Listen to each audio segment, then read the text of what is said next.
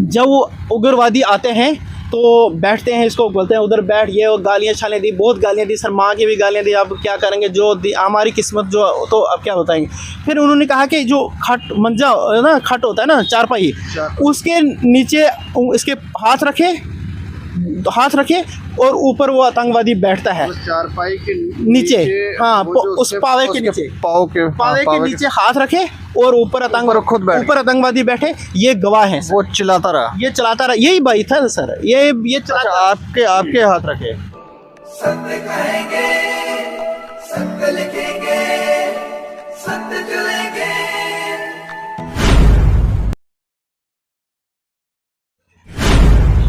1990 में जब कश्मीरी पंडितों का कश्मीर से पलायन करवाया गया, आतंकवादियों ने जो आतंक कश्मीर में फैलाया, तो उसके बाद धीरे धीरे आतंकवादियों की दबिश जम्मू के क्षेत्रों में भी बढ़ी। पहाड़ी क्षेत्रों में भी लोगों को भगाने का काम शुरू किया गया, लोगों के घर जलाने का काम शुरू किया, लोगों के घर जला दिए जाते थे। जो वहाँ से भागता था, ठीक नहीं भागता था, तो उसको गोली मार दी जाती थी, शूट कर दिया जाता था। ये एक समय था। 1990 के बाद ये समय शुरू हुआ और जम्मू के कुछ क्षेत्रों में ये 1995-96 में ज़्यादा बढ़ गया। उस दौरान कुछ इस तरह की भी बातें सामने आई कि आतंकवादियों ने लोगों को तो वहाँ से भगाया, लेकिन ज़मीनों पर भी कब्जे कर दिए। कुछ लोभी स्वार्थी हमारे जो ऑफिसर थे उनकी दादागिरी बढ़ गई, और जो लोग तो नशेड़ी थे, जो लोग किसी का जो होते हैं ना गुंडे तत्व, उन लोगों ने भी गन्ने उठा ली, आतंकवादियों के साथ मिल गए और इनोसेंट लोगों को मारना शुरू कर दिया। उस दौरान क्या क्या हुआ वो हमें लगता है कि जग ज़ाहिर है, सब जानते हैं कि क्या क्या हुआ। कई आज भी लोग माइग्रेंट हैं और माइग्रेंट होकर कई जगहों पर रह रहे हैं। पिछले दिनों एक नरवाल से एक आतंकवादी, नरवाल जो विस्फोट हुआ था, ट्रांसपोर्ट नगर में जो विस्फोट हुआ था, वहाँ पर एक शिक्षक था जो शिक्षक का मुखौटा पहनकर आतंकवादियों का साथ दे रहा था और यहाँ जम्मू में धमाके कर रहा था। उसको गिरफ्तार किया गया, वो एक शिक्षक था।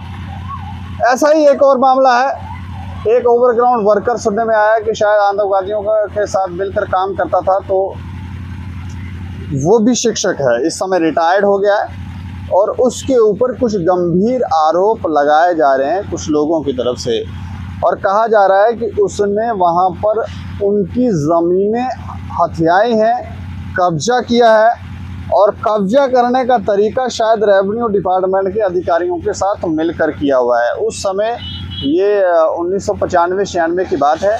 जानने की कोशिश करेंगे कि मैटर क्या है क्या नहीं है। क्या नाम है सर आपका? सर मेरा नाम मोहम्मद रफ़ीक है सर। मोहम्मद रफ़ीक जी, कहाँ से हैं आप? सर मैं मोहर से सर। अच्छा, मोहर से। और एक्चुअली मेरा गांव जो है वो अंगराला है, क्योंकि वहाँ पे हम चले गए थे, हम यतीम हो गए, तो हम अंगराला में हमारे वालिद साहब की जो डॉग थी, उसी डॉग में फिर हमें जाके सेटल होना पड़ा। क्योंकि हम कैसे हो गए? यतीम, माँ बाप मर गए, मरने के बाद यतीम हो जाता है। जब मर गए कि मार दिए गए? दोनों वो मर गए थे सर। डेथ हुई, नेचुरल डेथ? हाँ जी, हाँ जी, नेचुरल डेथ। अच्छा। तो उसके बाद क्या हुआ सर, 1984 में मैंने छट्टी में आकर, बाल आश्रम एक सरकारी स्कूल होता है, उस सरकारी स्कूल में मुझे किसी ने छोड़ा है, ये मुझे भी पता नहीं है, क्योंकि 6 साल का 7 साल का बच्चा होता है, उसको कोई पता नहीं होता है। उसमें क्या होता है कि मैं उस सरकारी स्कूल में अपनी तालीम हासिल करने के लिए, जब मुझे उस सरकार की वो स्कूल मिली, तो मेरी ज़िंदगी भी बनी। अगर वो स्कूल वहाँ पे नहीं होता तो मैं आज इस हालत में या ज़िंदा होता या नहीं, क्योंकि मिलिटेंसी थी, या तो मुझे मारा होता, या मुझे ले गए होते, या मुझे किसी तरह भी मतलब कैजुअल्टी हो जानी थी। लेकिन उस स्कूल के कारण मेरी तो पढ़ाई हुई। उसके बाद क्या हुआ कि मैंने दूसरा अपना भाई भी वहाँ से लाया, वो भी छोड़ा, और उसके बाद 96 में मैंने मैट्रिक कर दी। 96 से ही मैंने डे 1 से ही काम करना शुरू किया। मैं रियासी में मैंने होटल किया है, उसके बाद मैंने मोहर में किसी होटल के ऊपर नौकर रहा हूँ। मोहर वाली साइड कब आतंकवादी की गतिविधियाँ बढ़ी? सर मोहर में 89 में कश्मीर में आतंकवाद शुरू था, और 96 में जो FIR लगती है, एक असगर मीर है, ये लगती है 1997 में, यानी कि 1997 में FIR लगती है। दैट मीन के वहाँ पर इसका ग्राफ जो है कहीं ना कहीं ये बीज जो है था वहाँ पे उग रहा था। और वहाँ मिलिटेंसी ये क्योंकि एक असगर मीर है, इसके खिलाफ जो इसके खिलाफ ऑफेंस लगे हुए हैं सर, तो इससे लगता है कि वहाँ मिलिटेंसी 96 मेरा में सवाल असगर साहब ही पहले ऐसे शख्स थे जिनके ऊपर ये एप्लीकेशन लगी?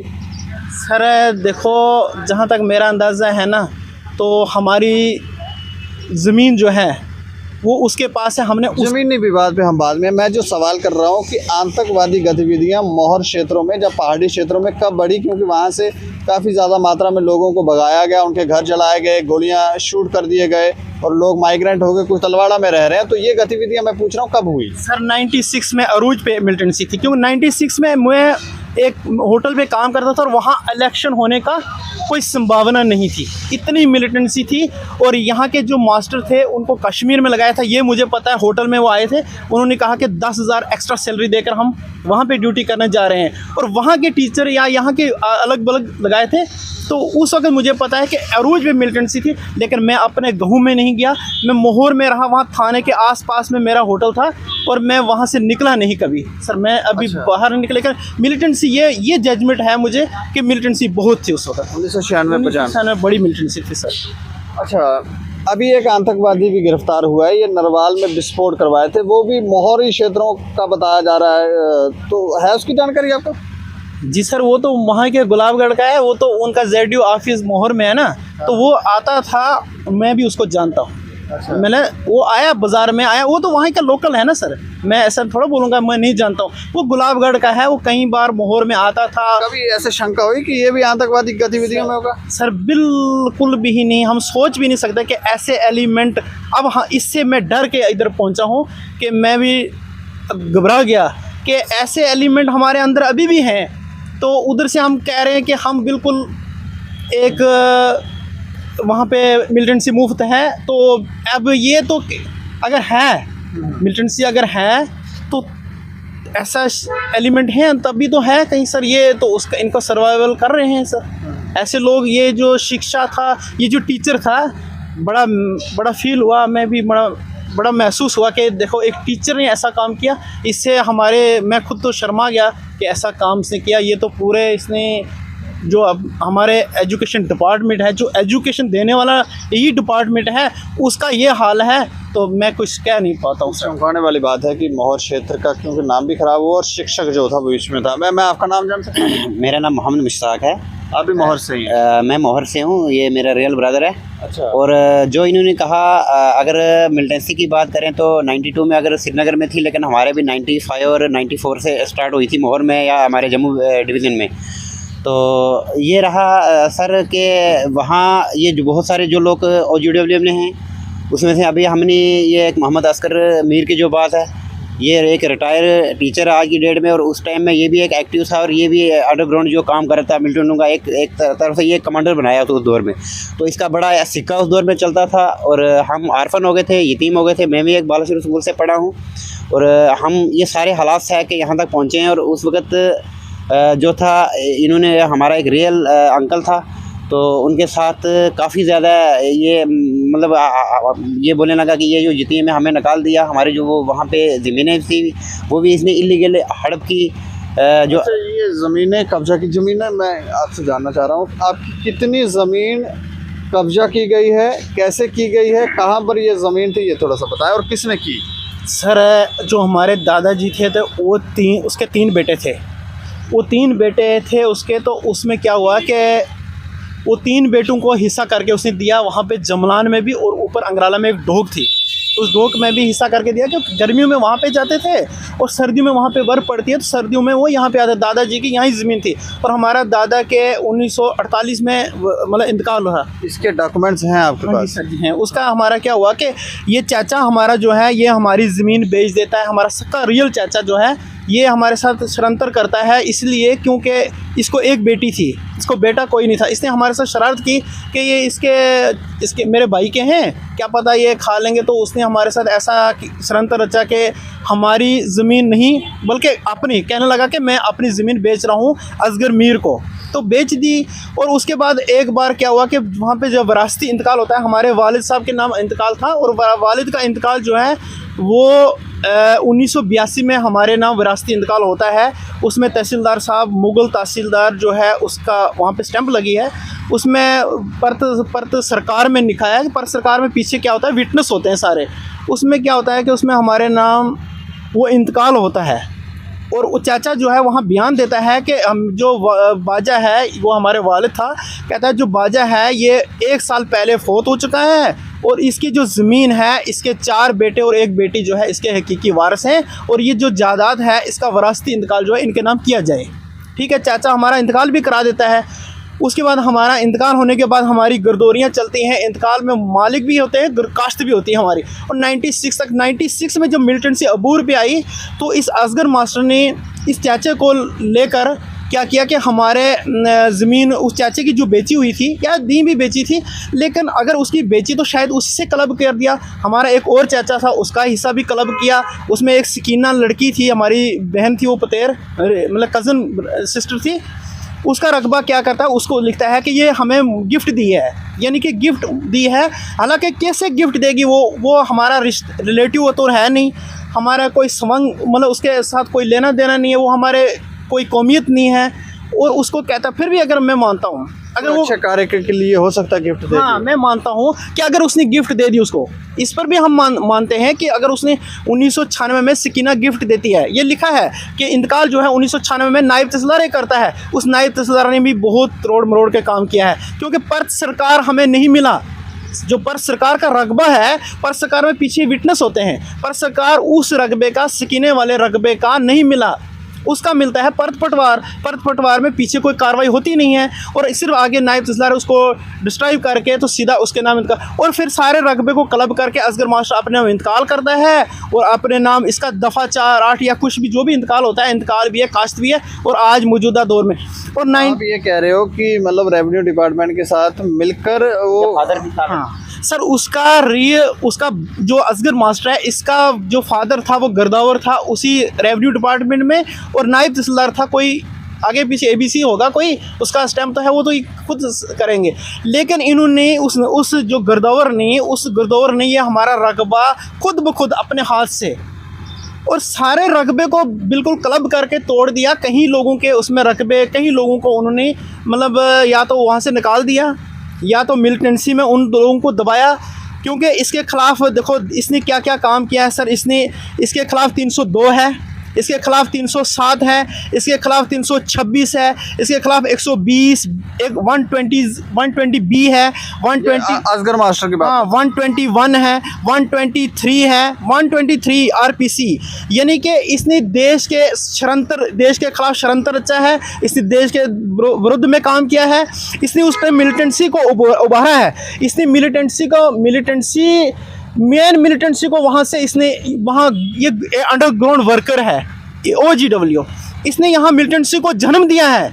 इस असगर मीर ने वहाँ पे बहुत सारे कांड करवाए हैं, इसमें कोई शक नहीं। इसने वहाँ पे एक बंदा मरवाया, वहाँ पे वही लोग गवाही देंगे, वही गुज्जर बरादरी के या कश्मीरी जो भी है, इसकी अपनी कम्युनिटी के भी वो हाथ दिल पे हाथ रख के बोले कि असगर मास्टर ने फलाने बंदे को, मैं उनका नाम नहीं लूँगा, फलाने को नहीं मराया, वो इसमें मेंशन भी है। और उसमें मेंशन भी है जो मोहर में इसने बीच बाजार में कांड कराया है, इन दी डोर पुलिस के दरवाजे के पास। जी, ये इस पे जो ओवरग्राउंड वर्कर का काम कर रहा था, तो इस पे सजा हुई है इसको सजा हुई है। कितने साल की? सर इसमें 3-3 साल की सजा हुई। लेकिन कमाल है, मैं बोलता हूँ क्या फिर बोलते हैं कि ये एनक्रोचमेंट हो रही है तो सरकार ये कर रही है। सरकार वो गलत कर रही थी जिस सरकार ने 3 साल वाली सरकार ठीक कर रही है। अब वाली सरकार ठीक कर रही है। क्यों?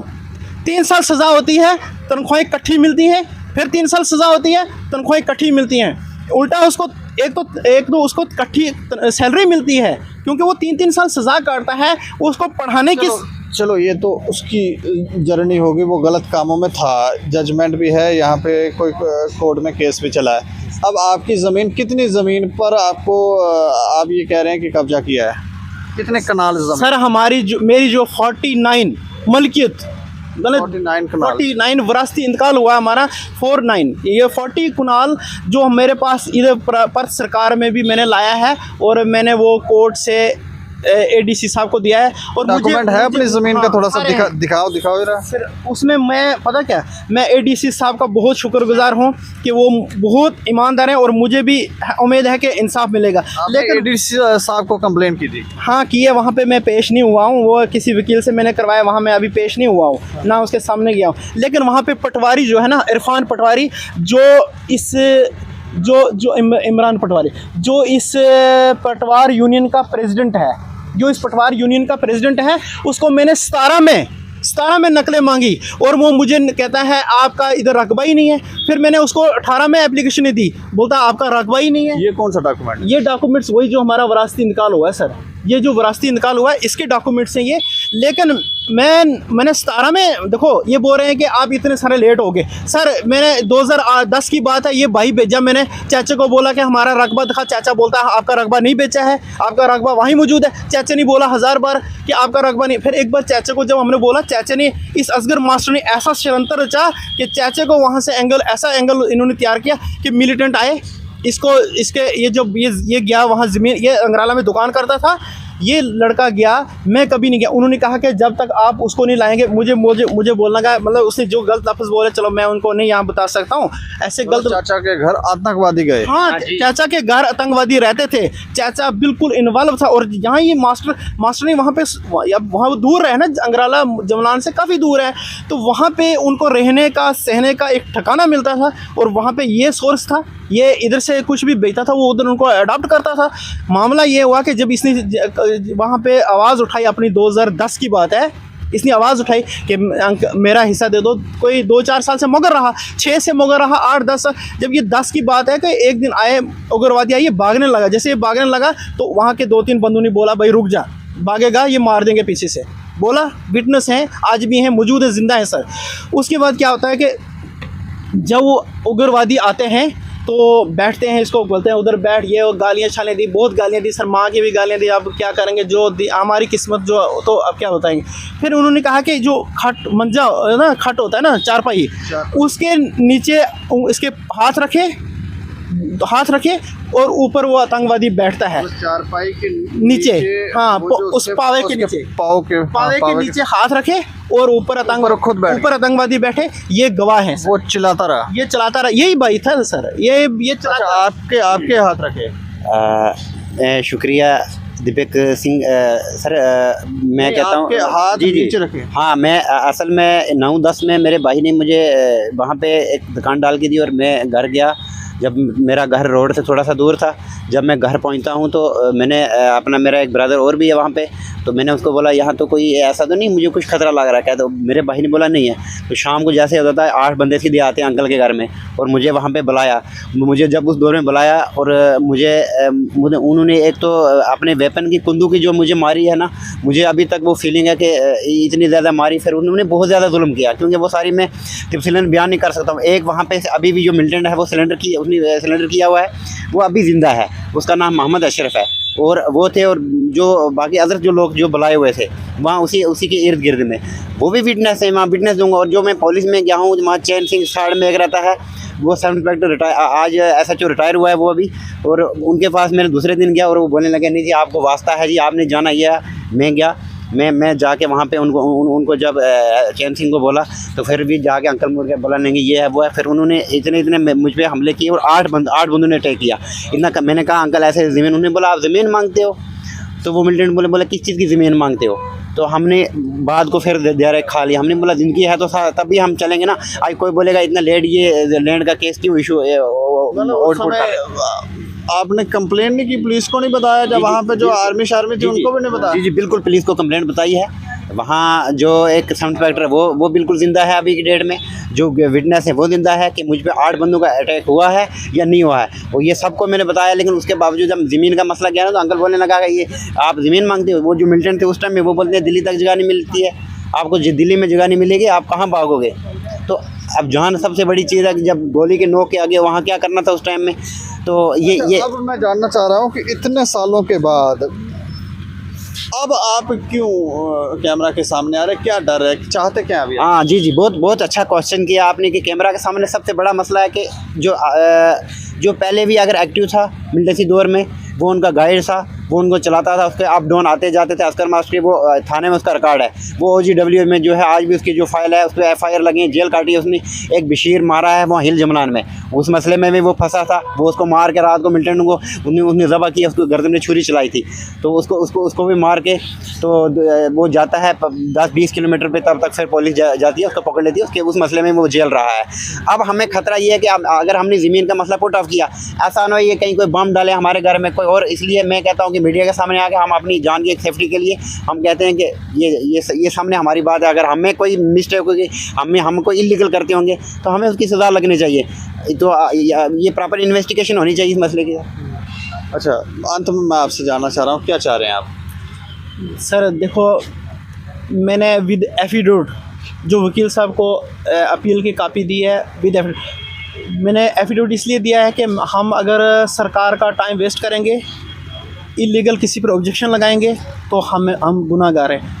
एक बिजनेसमैन आदमी हूँ मैं, मुझे क्या लेना देना है इस मसले में इंटरफेयर करके, मैं अपना काम में कर। लेकिन मामला ये है कि अगर मैंने ये अपने हक़ के लिए लड़ रहा हूँ कि अपना मेरा राइट है, इस बंदे ने बहुत सारे इसने गलती काम किए हैं, और आज फिर ये कहता है, जब ये मैंने अभी प्रोसेस जब नकलें लेना शुरू हो गया, इसे दाड़ा मारा, कहने लगे कि उनको बोलना कि वो पटवारियों को क्यों दाड़ा मारे। हमने किस पटवारी को दाड़ा, वो पटवारी आके बताया ना, पटवारियों ने उल्टा, हम पटवारी के लिए अभी नहीं कुछ बोल रहे हैं जो उन्होंने किया है। आपको तो नहीं धमका के गया कोई अभी? हाँ, मुझे उसने कहा, जब वो मतलब उसने जब एक बुज़ुर्ग महिला थी वहाँ, उसको बोला कि आप ऐसे करो, उन लड़कों को बता दो कि अपने आप को संभाल के रखें, ये ज़मीन उनकी इधर है नहीं कहीं, और अगर ज़मीन ढूंढनी है तो मोहर से भी चला जाएंगे। मोहर में मैंने 1.5 कनाल किसी से ली है, वो एक मोहनलाल, वो कह रहे हैं कि वो जो 1.5 कनाल है वो भी गई, फिर आप यहाँ मोहर में रहेंगे भी नहीं। हाँ, वो उसकी है भी नहीं, वो मैंने किसी से लिया, मतलब अलग रकबा है, लेकिन ये दाड़ा मारता, यानी कि मोहर में नहीं रहेंगे। वही उन्होंने कहा कि आपको दिल्ली तक जगह नहीं मिलेगी, जब वहाँ पे बोल रहे हैं। अब बोलते हैं इतना गैप कैसे आया? मेन गैप का ये है कि हालात ही नहीं काबू में आ रही थी। अब हमें पता लगा कि हमें कोई ना कोई सुनाई होगी, क्योंकि ये सरकार साफ़ और शफाफ काम करती है, किसी के ऐसे बखावे में नहीं आ सकती है। तो मुझे पता है कि आज जो एजेंसियां हैं वो काम ऐसा करती हैं कि हर एक का दूध और पानी का पानी होता है। मुझे ये उम्मीद है कि इंसाफ मिलेगा, लेकिन इंसाफ मिले, कोर्ट में मिले, लेट मिले, अभी भी 10 साल लगे, हम उसके लिए जल्द नहीं कर रहे हैं कि हमें आज ही ज़मीन दे दो, हम कहीं बैठ जाएं। हमें ज़मीन को आज नहीं ले रहे हैं, हम कह रहे हैं कि आज के बाद असगर मास्टर जो है, मेरा इंटीरियर एक्सटीरियर कोई भी मामले होते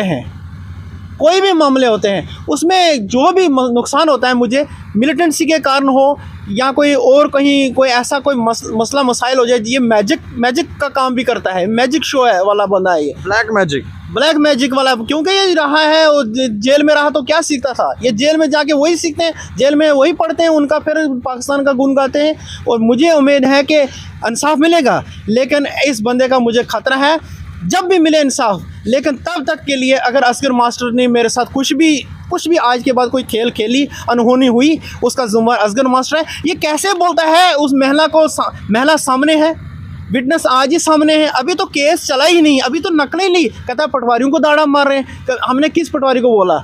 किसी पटवारी को दाड़ा नहीं। पटवारी भी आके बताए कैमरे के सामने कि हमें दाड़ा मारा। क्यों मारेंगे दाड़ा? पटवारी के पास वहाँ कैमरे लगे होते हैं, पटवारी के पास वहाँ एजेंसियाँ हैं, उसका भी वहाँ पे बैठा है तहसीलदार, नायब तहसीलदार, SDM साहब बैठा होता है कि हम क्यों बोलेंगे पटवारी को? हमें ऑनलाइन नकलें सारी ऑनलाइन निकाली। मुझे एक पटवारी ने 4 साल नकलें नहीं दी।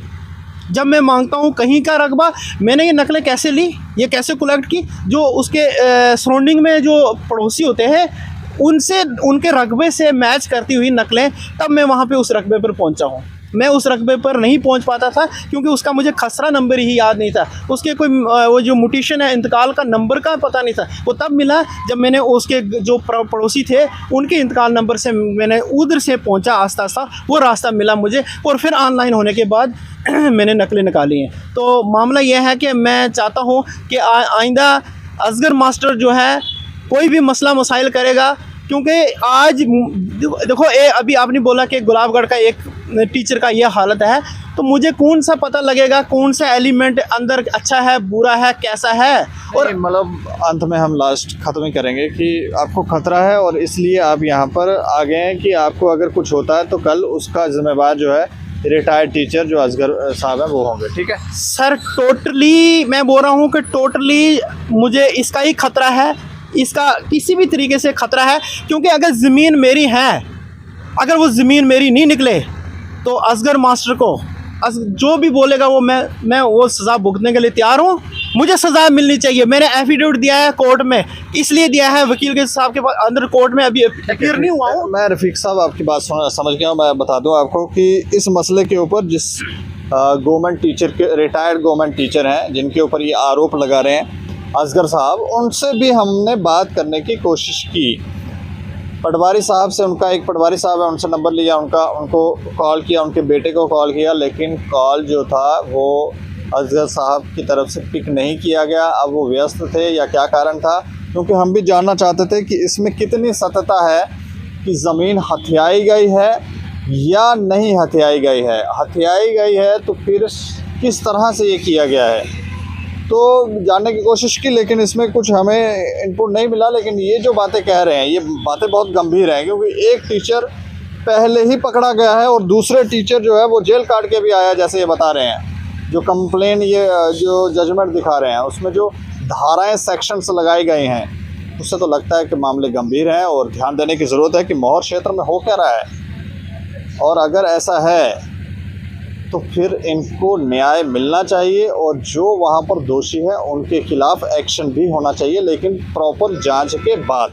इस खबर के ऊपर आप राय भी रखें और देखते रहें दैनिक समाचार। मुझे और मेरे सहयोगी राजीव गुप्ता को दें इजाज़त। नमस्कार।